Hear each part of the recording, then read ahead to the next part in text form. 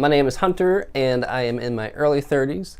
I am married to my beautiful wife, Lorena, and we have 3 mixed small babies, the oldest of which is only 3 years old. So you can kind of imagine how crazy it can be around our house sometimes. I grew up here in Virginia. I love doing stuff outside, anything really I can do outdoors just to get out. I love doing that. And learning. I love to learn. I read lots of books, so a lot of times when I come into my shop here to carve, I'll put a book on, like an Audible book, and listen to either history or business, usually one of those 2 topics. So just, yeah, I like learning, I like improving myself. What I like about skull carving is that, unlike other arts, as people would kind of classify this as, like a painter, he would have a canvas, right? Or a sculptor would have clay.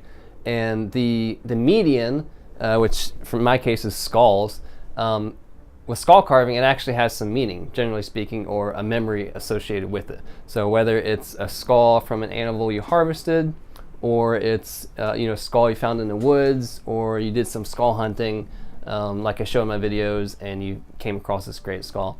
Generally speaking, a skull has some memory or meaning attached to it. So then you get to combine that with your own personal style and character with the designs that you carve into it. So you get to combine like a memory, this meaning of the skull, and your own personal character into the skull through the carving that you put into it. I am very critical of my work, but I take that self-criticism and I use it to learn. So I don't really make mistakes, I just have learning experiences, as I like to say. Practice, I practice a lot and I make a lot of mistakes, but I anticipate making mistakes. Someone made a quote one time and they said, those who don't make mistakes don't make anything. And I kind of live by that principle, knowing that if I want to pursue my dream of the skull carving and I want to make it a full-time career someday, that I'm gonna have to make a lot of mistakes. And I'm open to sharing those with you guys because I feel like it shows that I'm making progress, and as I like to say sometimes, practice makes progress. I am after perfection, but I know that's just a lofty goal that's really hard to hit. So anything I can do, to put the time in to practice, I know it's going to make my progress a little bit better. It's going to make a lot of mistakes along the way, but the mistakes, again, it's evidence that I'm actually working towards a goal. I like gardening. I know that sounds petty or pansy, but I love gardening. I just like, the whole creating stuff, even if I'm not the one creating it. But yeah, planting a garden and growing crops and feeding my family is cool. Yeah, probably the connection with gardening and carving skulls is that I simply like to work with my hands. I like creating stuff, I like building stuff. So just the chance to connect with something, take something from my head and work on it with my hands is, I really like doing that. I like to identify more with being a craftsman as opposed to an artist. I think the general perception of what an artist is someone who has kind of a natural born ability to create something, where a craftsman has more of this tendency of someone who they have a craft, they learn it, they apply themselves to it, over a period of time, and then they become really skilled in that craft.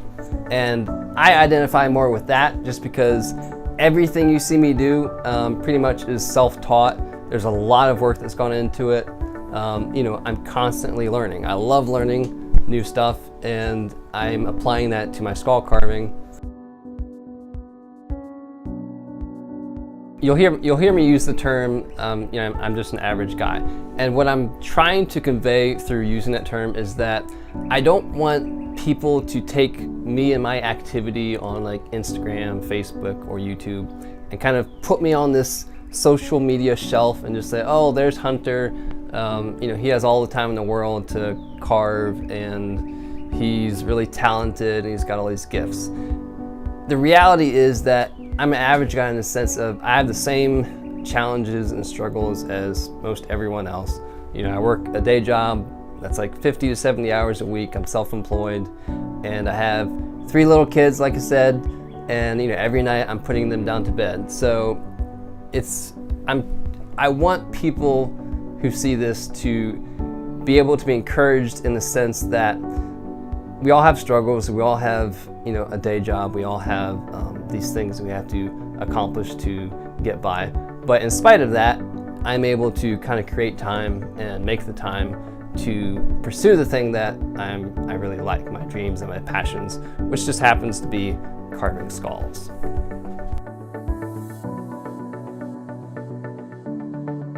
So what makes my replicas unique is kind of 2 things, kind of going back to the whole memories associated with a skull.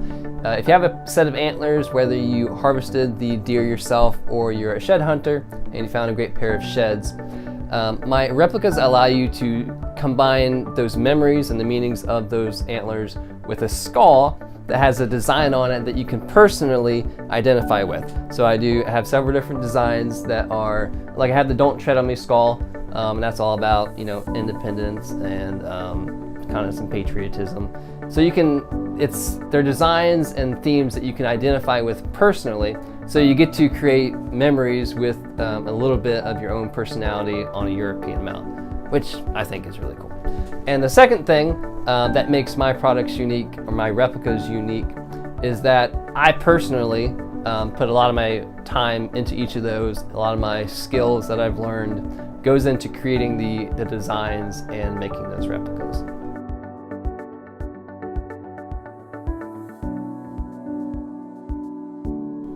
I think people would rather purchase from an individual than just this inanimate company. So I want you to get to know me. I'd rather much have friends than followers, and I hope through this video that you can get to know me a little bit better. And obviously, you know, it's been great getting to know all of you. And like I said, I'm a regular guy. I exist. I'm right here, right now. Shoot me a message, you know, say what's up, and you know, we can chat.